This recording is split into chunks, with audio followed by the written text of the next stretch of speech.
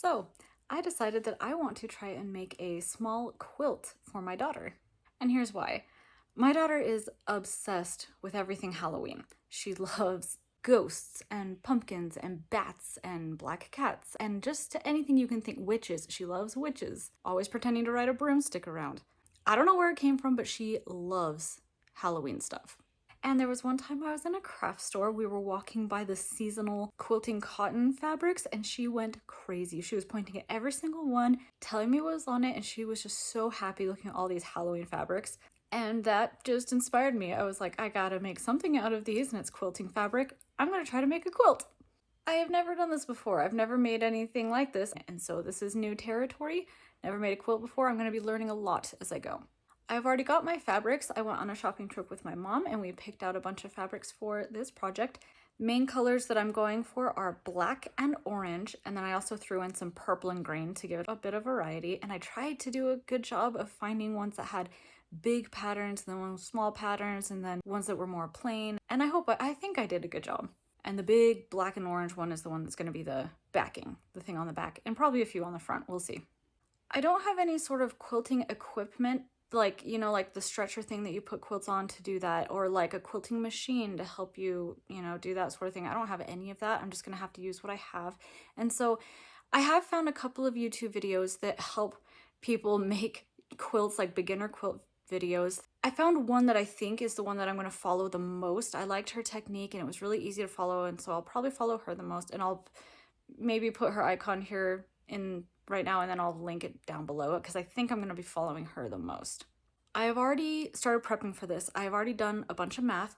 I have a quilt that I'm using as a reference. This is a quilt that my sister made for my son when he was born, and it's about the size that I like. I don't want to do a tiny little square quilt. I want it to be somewhat sizable, and so I'm going off of this one for the size, and basing mine off of that, I have come up with all the numbers. I've measured out how much fabric I would need and how big the squares are going to be, and so I have already done that work, so I think I'm ready to jump in. But before I start on my actual quilt, I have in my head maybe something that'll help me prep to get there. I think I'm gonna make like a little mini quilt, maybe with just like 4 or 9 squares with a border, just to practice before I start into this huge project. So let's start there and see how that goes. So in all of my prepping for this project, I needed to decide how big I wanted my squares to be. I was trying to decide between 6, 5, and 4. If I did 6, that's probably the smartest one to do for a beginner, make them bigger so you have less work, but for some reason in my head that just seemed like too big. But if I went to 4-inch squares, that means that in total in the whole blanket, I would have 140-ish squares to deal with, and that just felt like way too much. So in the end, I decided to go with 5-inch squares. And something that was nice about that is the clear ruler that I'm using here is 6 inches wide. And so I was able to just use that exactly, and that gave me a 1/2-inch seam allowance on all sides of the squares, which was super convenient. Now, if I understand correctly, I think in quilting you're supposed to have 1/4-inch seam allowances. And so these are going to be 1/2-inch squares, a little bit bigger, but I'm going to use it on this trial, see how it goes, and yeah, we'll see what I end up doing. This is me figuring out a pattern for my practice quilt. On my real quilt, I don't want an organized pattern. I want it to be random and sporadic, and so that's what I'm practicing on this little one.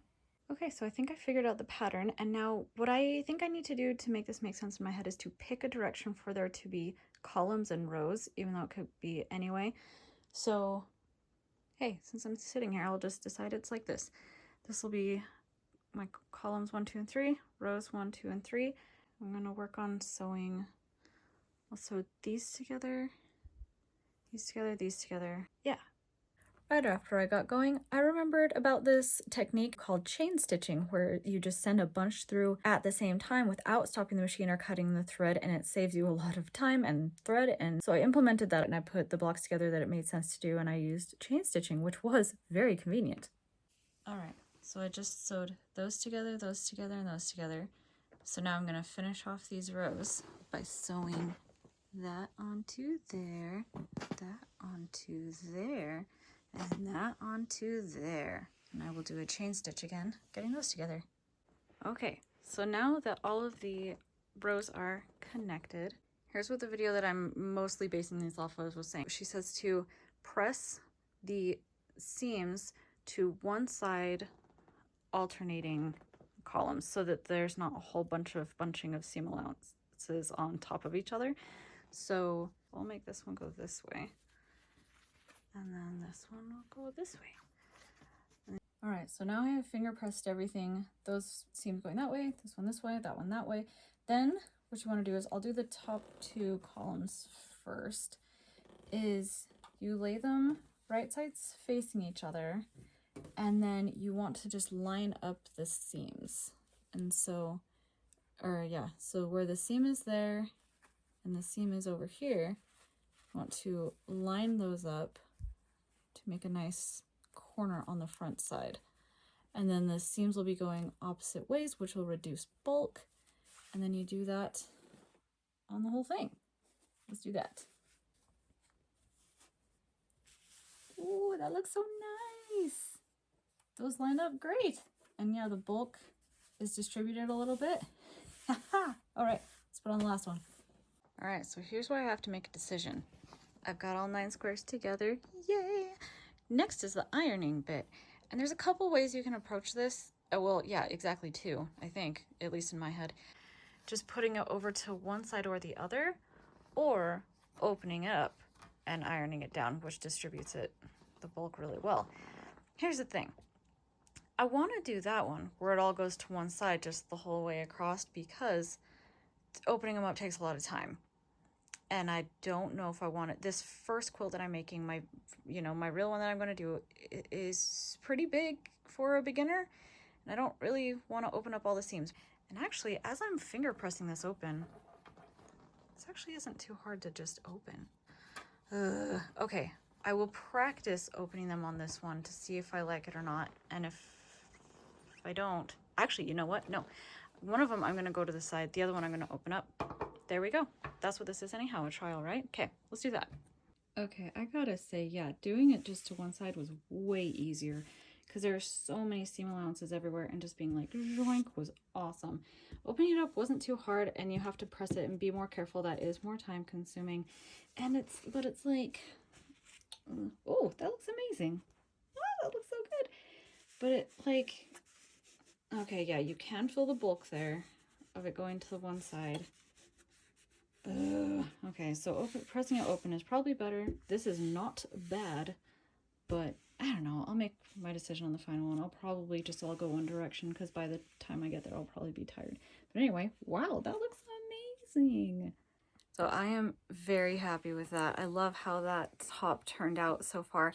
Now the next step, I can't, honestly with this one, I can't go too much further at the moment because I don't have any batting or anything to, continue this process.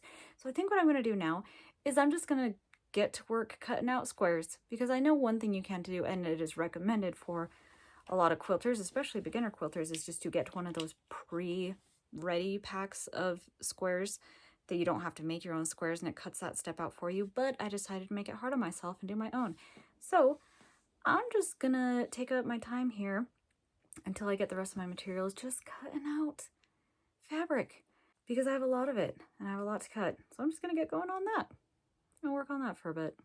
As I went along, I found more and more ways that were making them more precise and helping me go faster. I was learning along the way as I was cutting. I can tell you, if you are wanting to make a quilt, having a rotary cutter is a game changer. I don't think I would want to be doing this if I didn't have one. It makes it so much easier. Some of these fabrics I approached a little bit differently. This one's pattern was on a diagonal, and I didn't know if that's what I wanted, and so I cut out several that were the normal pattern on a diagonal, but also some that would be straight up and down, just to try them both in the design to see which one I would like better. And then I had 2 fabrics that were different pumpkin patterns, and they are a much larger print. And I decided I wanted to be a little bit more selective about where the pattern was that I picked off from it. So I cut them out several inches too big, so that I could then go in and be choosy about where I picked out the part of the pattern for the blanket. So for this project, I decided that I wanted my quilt to be 9 squares by 11 squares. So that means I need 99 of these things. And I have about 17 fabrics that I'm using, and I am cutting out about 7 of each of them. So that means I am going to have too many. I'm going to have about 20 too many, and that's okay. That's what I want, because then I will have some options as I'm trying to lay them out and make the pattern. If I have too many dark areas, I can throw in some extra light ones, or just to help balance it out however I need. So I'm cutting out a little too many, and that is okay. Then it was assembly time to design the top of the quilt. My mom came over to help me with this part, and 3 generations worked together to make this happen. To start on this, just to jump in and just get it going, what I did was I divided the patterns into mostly orange, mostly black, and then purple, green, and other. And then we just alternated. I handed them one orange, one black, one other, and we just laid them out in that way with the intention of rearranging them. So after we finished laying it all out, then it was time to make it actually look good. And this was a serious task to make sure that the whole top was balanced out well as far as the types of patterns and the color and everything, making sure that it was all balanced. And there is actually quite a bit more green and purple than I was expecting. I was hoping this would be much more orange and black, but I think the variety is good. It screams Halloween, and that's what I wanted. And there it is, all done. I took a picture so that I will have a reference to look back on in case this gets messed up somehow. I can look back at that picture and know exactly what we did. So we did our best to try and distribute the plain ones, the chaotic ones, the dark ones, the light ones. And I think we did a pretty good job. And one way to cut back on some of the chaos that was popping up as we went was deciding that this did have a direction. That is the top, that is the bottom. There's 3.5 of these that have a direction. The stripy stripe, we decided to go side to side along with the bats. They have an up and down, and the little pumpkins side to side. And then also this one doesn't technically have a direction, but it feels like it does. And so that is going side to side as well, with that acting as the top and the other one being the bottom. As I predicted, we used almost all of them. We have about, I don't know, 16, 18 left over, which is exactly what I wanted. And it was very helpful to have these to be swapping in and out in sections where we needed something lighter or darker or a different color. So that was super helpful to have those spare pieces. Okay, next, what I'm gonna do is I am going to keep this oriented as that is row 1, this is column 1, and I'm going to start the process of organizing it to sew it. So my first step is to combine columns 1 and 2. I'm going to be doing this, holding them over, and this is where I will sew. I will do this with the whole thing, and I will sew along there, do a chain stitch again, and I will then do that with columns 3 and 4. I will sew these sides together, and then what you do, okay, so I just finished flopping those open. So you then have columns that are connected 2 pieces together, right? And you do that with the whole columns, and then you will connect those 2 pieces together along it so that you have a completed row. And same with this one, you will then flip that one right side on right side, sew down that side, and then open it up, and eventually you will have one completed row. And then once you have all your rows, you will flip right sides onto right sides and sew all the rows together. So next step is to stack and label these, and I think I'm gonna copy the gal who I'm watching for, that I'm primarily basing this off of. And what she does is she goes like this. So we know this is column 1 and 2, and then she takes the top and stacks the top onto the next couple, and then stacks that onto the next couple, with the knowledge that this goes from top to bottom through the stack, that it goes from top to bottom in the stack, top to bottom. And then I will put a note on here indicating that this is the side that needs to be stitched, and I will actually just do that and then show you what it looks like. So here it is. So here we go. Columns 1 and 2 right here, stacked from top to bottom in pairs, and this is the side that I will sew. I've pinned this on here so I won't lose it. This is the side I sew, top to bottom, have that organized. I've already done it with columns 3 and 4. 5 and 6 I have already flipped. I just need to stack them now, and then I need to turn over and stack 7 and 8, and then column 9, I have an odd number. column 9 I'll probably just stack and then tack on at the end after I've done columns 7 and 8. But yeah, here we go. Let's finish this up. So before continuing with my real one, I went back to my little practice one for a bit because I did want to get a feeling for what I was doing before I went on to my real one. And the next step for my practice one was finishing all the layers, doing the batting and doing the backing and putting it all together. Went to the store, got some batting. I'm not really sure what kind it was. It was labeled as being like all natural, organic. I think it's just cotton.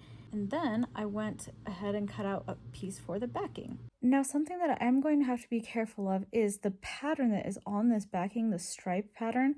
I want to keep parallel with the sides of the quilt and the quilting stitches. And so that is something I'm going to have to be conscious of and careful about on this and my real quilt. Next step. In the method that I am going with the safety pin basting method. So you get big safety pins and you put one in the middle of each square, and that is what is going to hold it together while you handle it and while you sew it. All right, so here we go. Each square I have now put a safety pin in, and that is what should hold it as I sew or quilt them all together. But I think the next step is quilting this. So I think I am just gonna go with my plan of doing a dark gray. Now why I thought that is because I just learned online that doing on lighter colors is what the example I saw was using a light gray is better than using white because it'll pick up all the colors subtly and it'll match and blend in way better. And with darker colors, I think I heard someone say that dark gray will kind of do the same thing. So I'm gonna try it out on here and see if that works. I'm worried if, you know, between the black ones, if it'll stand out really badly, but then I'm guessing in between other stuff it won't. Let's see, let's find out. I just realized I need to clarify. I'm going to use dark gray on the top, but I'm going to use black for my bobbin on the bobbin because I think a black would look best on the back.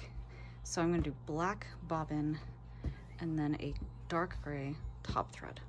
So in doing this little mini practice one, I want to try and practice what I'm going to do on my real one. And one thing that I know I'm going to have to do is in order to get this thing in my machine, I will have to roll up at least half of it to be able to slide through what I think is called the throat of the machine, through that big empty space. And so I know this is nowhere near that size, but that is why I am rolling it and doing the far side first. I just wanted to see what that felt like. If that does not work, I am going to have to find a different method of quilting. That is something that is very much worrying me about my real one. All right, so this is interesting. I've only done one, but you can see between two very lightish ones, it is actually pretty visible, but is that bad? It just helps give more order to the quilt, right? The look of it. Yeah, like not even, it totally blends in with the black. So that's a relief. Kind of seeing it there, but I do think a dark gray might be a good idea. Now here's something interesting I didn't think about. I just looked at this other side. That's visible. At first I thought that my tension was off and that the gray thread was popping through, but I actually think that's the batting. I don't super love how that looks. Not quite sure what to do about that, whether I should just make it intentional and do a light color just so it's clear that it was intentional, or I don't know. I'll have to think on that and figure out what I want to do because I don't particularly like how that looks. So I just gave something a shot. I just did the second one and I upped the tension, or I changed it so that the tension would be better, so hopefully it would be right or better, so the top one wouldn't be showing up here on the bottom. I put it up 1.5 numbers and it looks like that didn't solve it. So my best guess is this is the batting showing through and just being so blatantly obvious against this black. We'll see what I end up doing. I might not end up doing anything, but hopefully I'll come up with a solution. It's not the end of the world, but I'd like to fix it if possible. So I just had a whole bunch of thoughts go through my head. I don't think I'm going to act on any of them, but I'll share with you what they were. So I had for a moment a thought go through my head of maybe doing green thread instead of on the front, do it on the back. So instead of it just being like these whitish lines, they would be green. But I don't think I'm going to do that. That might look a little bit chaotic. And then I was like, well, maybe I could do orange because then it will blend in better with the orange lines. But once again, I just feel like that's going to fight this pattern. Then I was like, oh, what if I didn't do this orange stripe at all? And what if I just went and got plain black cotton, which I probably already have, And then I could do a color if I wanted, orange, green, whatever, and just have squares on the back outlined in color on a flat black one. All those thoughts just went through my head, but I think I'm just gonna stick with this. It looks pretty bad on camera, but honestly in real life it doesn't look that bad. Maybe I'll go ask my husband, and I'll ask my mom again when she comes to see if they think it looks weird. If they honestly think that it looks too bad, then I will probably do a plain black and a colored thread. All right, so I know binding is one of the next steps I'm doing for my little mini quilt. I'm kind of curious if I can just use like a bias tape that you can just buy already made and just unfold it and use it, because I don't really want to make my own if I don't have to. And in my head, this is a way faster way to get around it, even though I don't think I've seen anyone do this online, but it makes sense to me. So I'm just gonna try it for this one and see how it goes. So attaching the binding, one of the sides you do machine sew it down. You put the raw edges together and you will stitch around the edge and attach it that way. I'm using the clips here to hold it all together because this is far too thick for pins. And this was the first time that I seriously considered getting a walking foot. Every video that was a tutorial for beginners said that using a walking foot is best. We'll see. I haven't made up my mind yet, but this is the first time I was really shown that a walking foot would be very handy. And then I do not have footage of how I connected at the end and finished it because I apparently wasn't recording when I wanted to. Oops. Alright, I see no reason why I wouldn't do this on my real quilt. Of just using a normal bias tape, ironing it out so it's just folded in half, and then using that to do the edging, because so far it is perfect. And it's just the right size too, because I know what you want is you want it to be able to fold over and just cover that stitch line, right? So when you hand sew it down, which that's going to be fun. I don't think this much hand sewing, that's going to take a while, but anyway, that's exactly what you want. And on this side, it was a little less than half an inch. I kept veering off a tad, and that's apparent when you fold it over because it goes a little too far. And so I'll just have to be more careful. But I'm pretty sure I'm gonna do this for my real one. Oh, for ending it, it was a little tight. I did not gauge it perfectly. The binding was a little small. Ooh, yeah, look at all that kind of puckering. Ugh. So I'm so glad I'm doing a practice one, so it'll help my real one be better. Okay, let's see what happens when we do a little hand stitching. I finished it. I finished my little practice one. I stayed up very late last night just finishing hand sewing the edge, getting it all done, and I think it turned out pretty good. I don't know, it's not focusing on it, but it turned out pretty clean, and I wasn't even doing like my best. My stitches were fairly long and everything, but even that is really good. And so I'm so glad I practiced, so I know if my stitches do end up pretty long on my real one, it may not be the end of the world. The corners, I'm so glad I practiced. I am okay with this method. So instead of doing one where you like do the whole thing and like cut the ends and blah blah blah, I'm just gonna do one continuous one all around.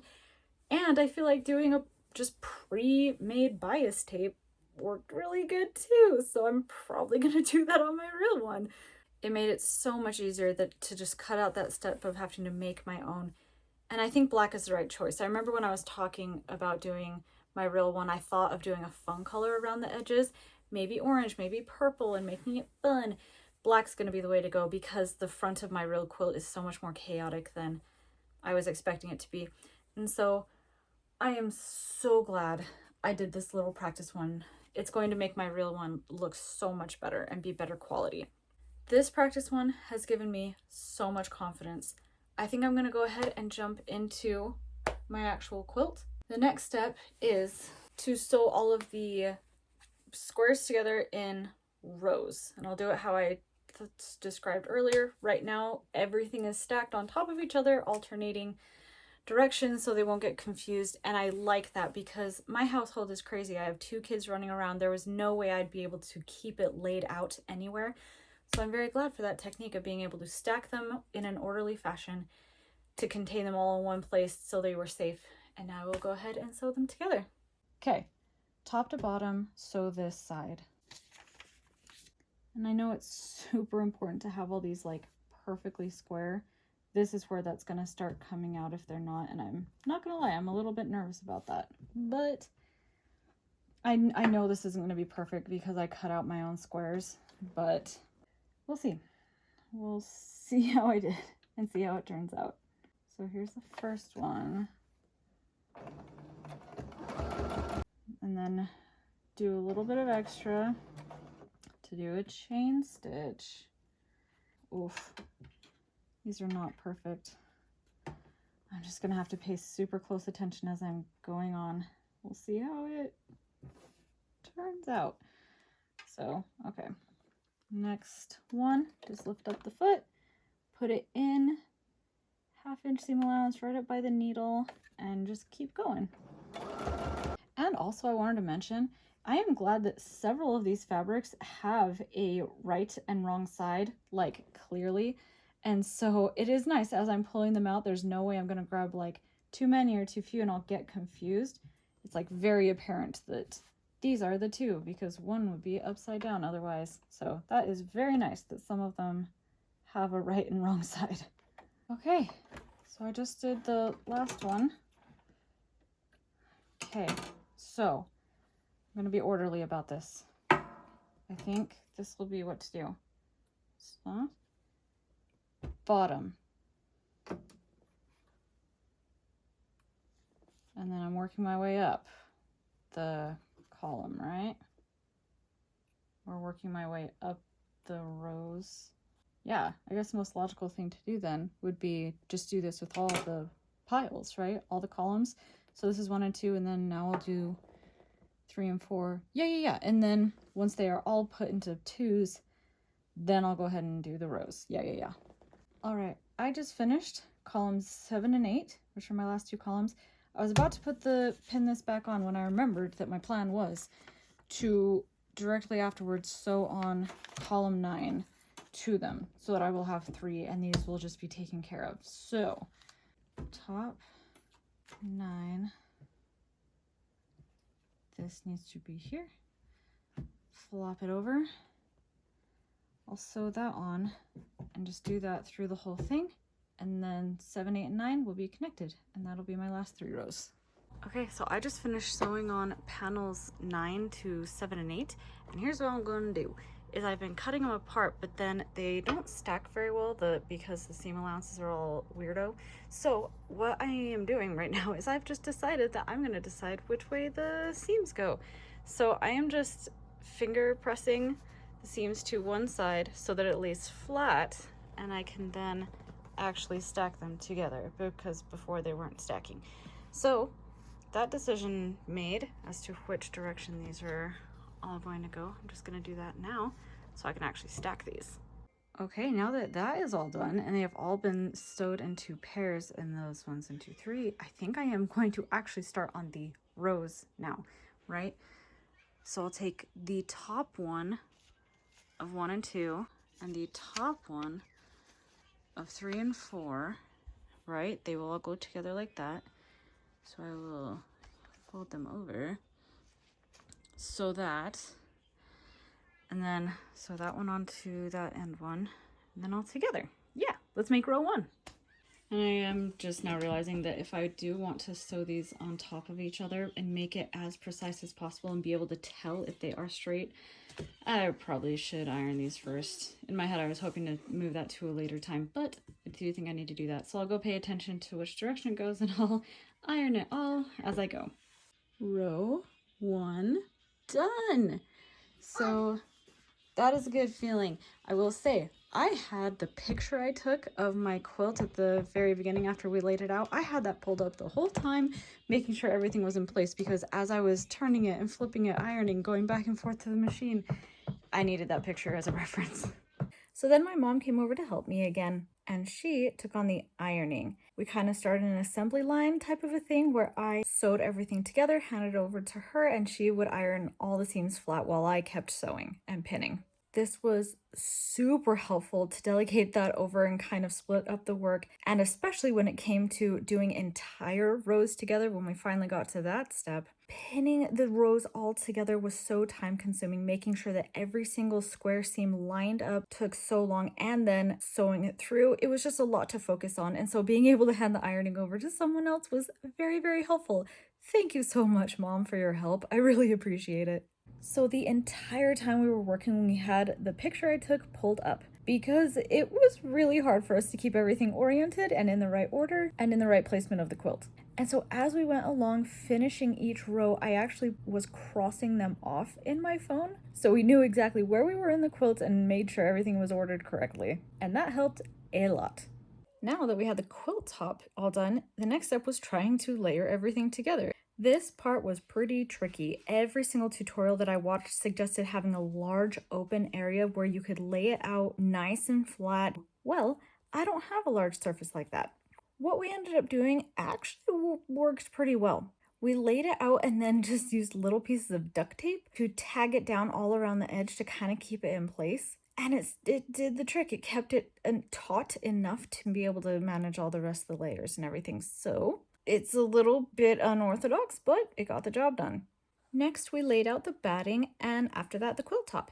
Now, I know that a very handy tool to have at this stage is starch. I don't have that, and I can't talk myself into buying it because I don't know when else in my life I will use it, and I have a hard time buying products I don't think I'll use again. And so I know that starch would be a very handy tool to have right now, but we're just going to do our best without it. And then we hit a snag, a pretty big one.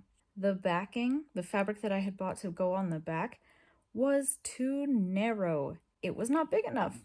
And so I had a moment of panic, but we got to work on figuring it out. And we did come up with a solution. I took a ton of measurements and finally concluded that if we turned this top to go the other way, there was enough fabric left on the other side to be able to extend to the bottom so that there would be enough to cover the entire back. It was going to change my vision a little bit. I had it in my head that the lines on the back would go the long way, but now they will need to be going side to side. It's no big deal, but that is a change that will have to happen. All right, so kind of like I was saying, here's the deal. So I thought it was going to be good to go this way. It is not wide enough. So my plan has to change now. The orientation has to shift to where the long way of the blanket is going to go this way now. This covers all but, I don't know, maybe 10 or 11 or 12 inches of it. So I'm going to take that from here.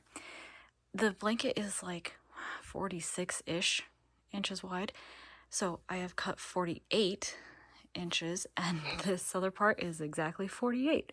So I am now just going to chop up, 12 or 14 inches. I'm going to give myself some extra because I am going to attach that onto the bottom of this to have one big, nice long piece.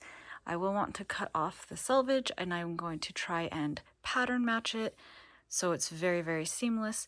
So that's why I'm giving myself some extra space because I'm going to need some leniency to be able to do that. That is my next step. And then I will do this whole process again of laying it out, taping it out, making it nice and taut, putting the layers on top and pinning it all together. Another thing I decided I'm going to do is with this blanket going the long way, on the sides, the batting did cover it, but it was like exactly the width of it. And so I do want a little bit of wiggle room. So what I'm going to do is on the columns, the first and last column, I am going to trim off about 1/4 of an inch, just a little bit on each side. Hopefully a little enough that it won't be very noticeable, but enough to give me some wiggle room as far as this on the batting. So I'll have some leeway there with the batting on underneath this. So I'm going to go ahead and trim off about 1/4 of an inch on both sides. So here is something that is going to change because the stripes are going to be going side to side instead of up and down on the blanket. Is when it comes to sewing, I was intending on sewing all of the vertical lines first to make sure I stay parallel with this pattern, but now I will have to sew the horizontal lines first to make sure I am lined up and parallel with this design. By the way, can you spot the seam? I honestly think I did a pretty good job. It's right here. And once all the quilting is on, I'm hoping it will blend in pretty good, but I'm pretty proud of how that turned out. But anyway, one reason I didn't want to do it this way first is because it will be more bulky. It's longer this way, and so there will be more rolled up when I start in the center. I was hoping to not have to do that. So that is a change that will have to happen, is I'll have to start sewing this way to make sure it's all parallel instead of the long ways. And then I'll throw this in here real quick just because it happened. I did not cut it long enough. I had to cut a whole nother strip and attach it to the other side. So I had to put 2 pieces on to lengthen it. And then right at the end, the Lord was looking out for me. I knew that I was close to the end of my bobbin, but I did not realize how close. My bobbin finished right at the end. I went to go cut the end of the string and there was nothing to cut, but I looked at my stitch line and it ended. My bobbin ended right at the end, which is amazing. That means when I go and start the actual quilting stitches, I'm not gonna have to fret at all if my bobbin's gonna run out.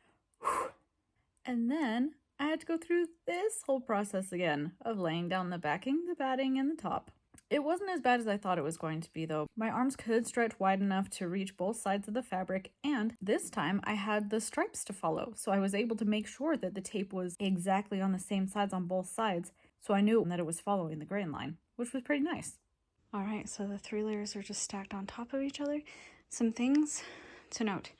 This is great. The bottom layer does stick out quite a bit, so I will able to have that as a visual reference. As before, yeah, the batting is like right to the edge on both sides. I'm very glad I took in that 1/4 of an inch on each side because I do think that's going to make a difference because it is right to the edge. And then this is great.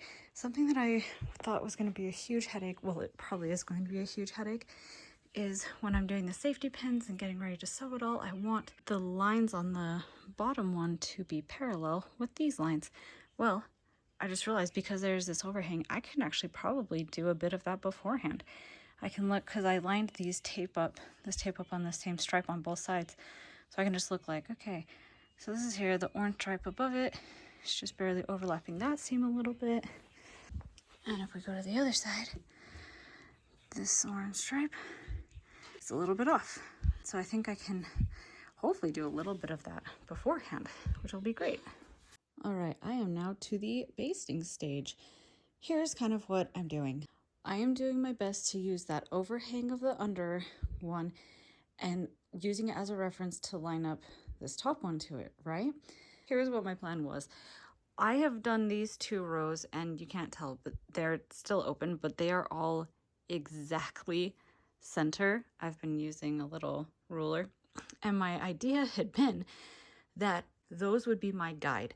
I would then flip it over, double check it, and make sure that all the lines were perfectly straight, until I realized it would be way too much of a headache to do the pinning, flip it over, and if there's a mistake, to then alter it.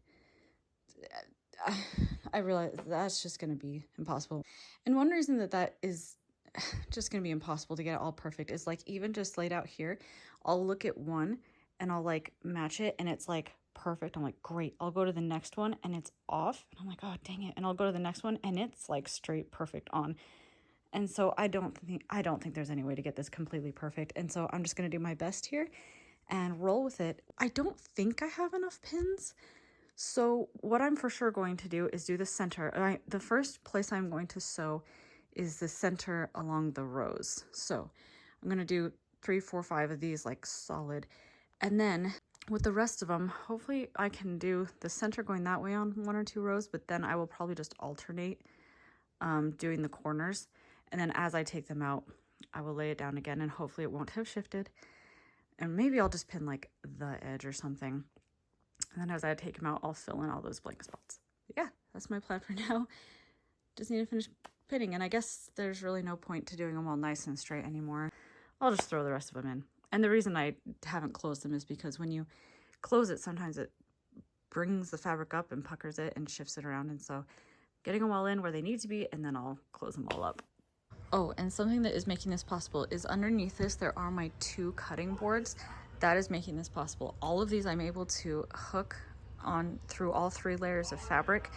With that there, it's only the edge 2 columns that I have to put my hand under and make sure it doesn't catch the carpet. But yeah, just that's being very helpful. Those are under there doing an invisible awesome job. So I was actually way shorter on safety pins than I thought I was going to be, but the corners needed to be connected to some degree somehow. So I just got a bunch of basting thread that I have and just did some really long stitches all around the corners just to keep it in place while I start handling it and quilting it.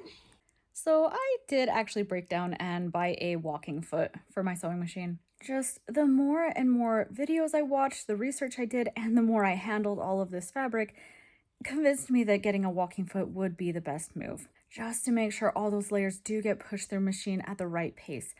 Doing my tiny little practice one, it wasn't that big of a deal, but I could sense that on a larger scale, all of that pushing would add up and might become a problem. So, having a new tool I've never used before, I did some practicing. It was just a really good little experiment. And with that under my belt, I felt pretty confident to go ahead and jump into my actual real quilt. So I rearranged my room just a little bit, put one of my tables over here to give me a larger surface to work on with the quilt. I am not going to be moving that. I'll just have to work around it, but now I have some space to be able to lay the quilt on as I am sewing. All right, moment of truth. I have rolled up 1/2, and this should be the bulkiest bit to have to roll up. Let's see if it'll fit in the machine okay. If it does not, then I will probably have to do the tying method, which my mom has the frames to be able to do that, but oh gosh, this is bulky. Okay, let's see. I didn't think about how this big stiff part would be like up against me and in my face. All right. Hopefully these basting pins and threads will stay in place because this is all over. And I'm fully aware that starch, which is a potential step, an option to do, would have helped greatly. But I don't know if I will ever use starch again, and I'm not going to buy something for a one-time use. So we're going starchless. Let's see how this goes. I'm glad. One of my biggest worries was that it would not fit in this part. I think it's called the throat of the machine. I did not think all this fabric was going to fit in this empty space. Totally does. That is a huge relief. Biggest worry now is just, dealing with the bulk of it. Let's see if I can keep it straight. We'll see how this goes. Oh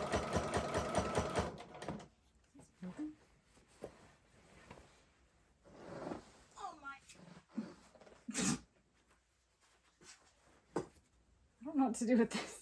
I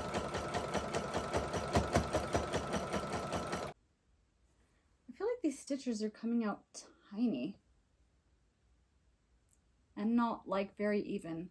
I feel like this isn't going through very naturally, but I don't really know what to do about that. Maybe, I might try this for a sec. Put it all off to the side of me. Let's see if I can lean over enough to do that.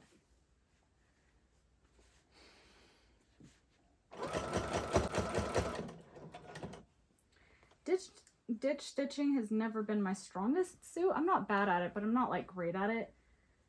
This is my first stitch and I'm already, maybe I'll get better as I go along and not more tired. Maybe. We'll see.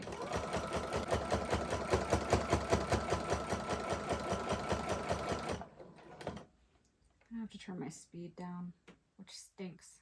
So I want to get this done quick, but needle's going too fast. I need to slow it down.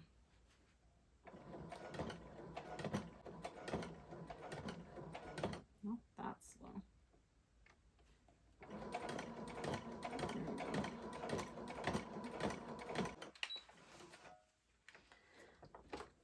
Okay. Let's see how I did. Okay, let's look at the back. Wow, that's actually not too terribly off. Most of it is pretty darn parallel to the design. At the very end, it's not perfect, but it's not noticeable. Only bummer thing is it is kind of poking out a little bit white-ish like it was before, which I don't love, but I'm probably just going to go over it with a marker or something, or just maybe not worry about it. We'll see. It's not that bad. Now for the ditch stitch. Let's see how bad I did. Gosh, I need to, because I always think it's veering off onto one. So, okay. So because my mom ironed the seam allowances one direction, all one direction, that means that one of them has a little bit of a lip, right? Because all the fabric's going one way. I don't know if I illustrated that well at all. But so one side is puckered up a little bit more. And so it's so frustrating because I want to get right in the line so it's not showing anywhere. But it sometimes snags the puckered square, and that when that happens, it just looks awful. But I don't want it extending out on the other square too much. I might just have to accept that that is the lesser of two evils. Honestly, a lot of this isn't, actually, a lot of this is not bad at all. Oh wow, I need to be more proud of myself. Okay, I think I kind of know what I'm doing now. I can see when I was messing, yeah, when it hops over onto the elevated one, once again, because the seam allowances went to one side. When it hops up on there, it looks so bad. Yeah, I'm just gonna have to avoid that in the future. Err on the side of the flatter one, and it'll all be good. Yeah, okay, I think I'm gonna go with this. I mean, obviously, if I want to try another method, it's a little too late now. Not technically, I could unpick this if I really wanted to do the tying method or another method, but I think I'm good with this. I'm gonna keep going. Gonna get all the quilting done. Let's do this. And then I continued on with my next one. And slowing down the pace of my machine really did help with my control and making sure that my stitches were more even and more straight, and so that was good. I still messed up a few times, but I actually think I'm getting the hang of this whole ditch stitch thing. I realized though that as I was finishing that one, when I rolled it out more, I was getting close to the basting stitch corner squares, and I don't think that those are strong enough. So I am flipping this around, doing another stitch on the other side of the center because I am going to need pins, and so I'm going to do that one, take out the pins from the center to be able to put on the corners. And I'm actually starting to get used to and work around the bulk of this blanket pretty well. It's getting more comfy as I'm going. So then I removed the safety pins from the middle two rows to move them to somewhere I thought they would be more useful. And I didn't have enough to cover all four corners, so I just chose one side of the blanket to apply them to and decided I would just finish that whole side first. I still wasn't able to cover every single square, but it was good enough. The basting stitches that I had put in really did their job and held it together really well. Nothing had shifted out of place where I didn't want it to be, but for the actual process of going under the machine, I was glad to have those extra safety pins just to hold it in more spaces to make sure it was more secure as it went through. And you see my daughter wandering around in here. I was trying to keep this blanket a secret from her to be able to surprise her with it at the end, but that's just not going to happen. I wanted to work on it only in the evening so she wouldn't see it, but this is just way too time consuming. I have to work on it during the day, and so she's going to see it. Won't be as big of a surprise as it was going to be, but oh well. I'll say, as I went along, I got closer and closer to the edge of the blanket. The bulk really wasn't as big of a problem and became way more manageable. So I actually started on the wrong side. I went to go start the next one. Noticed there was a lot of basting stitches and not a lot of pins, so I had to flip it around. At least once on each square, I did bump up onto the higher side, like I said I didn't like doing, but I don't think any of them were too noticeable, and I did get better and better as I went along. And something I've been doing before I start sewing the seam or quilting it is at the top, I have been putting pins on either side just to keep that where it is supposed to be, because it's tacked here but nowhere near where I'm starting, and I would hate for that to be wrong. And so pin that before I start putting it through the machine. So I do this sort of weird thing that makes sense to me, and I do it on a lot of my projects, where to give myself ease of mind that all the layers in this are lining up how they should as I sew it, I grab 2 points, anchor points that I know are solid. While pushing them down, kind of wiggle them around, and in my head that kind of settles all the layers where they're supposed to be and line up properly, so that as I sew it, I know that they're where they should be. I don't really know if it works or not, but I think it does.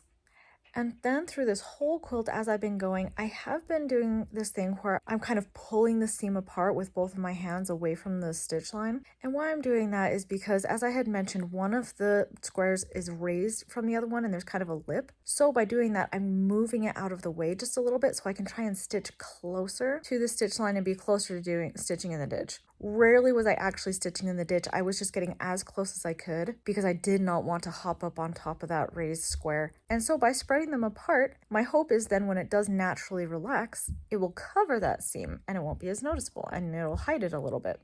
I am taking great care though to make sure that it is going through the machine at a good pace, at a natural pace. And if I do say so myself, I'm pretty darn proud of how crisp all of these corners are. I'm really not having to like veer around at all to try and do these seams. It's pretty darn straight and I am proud of that.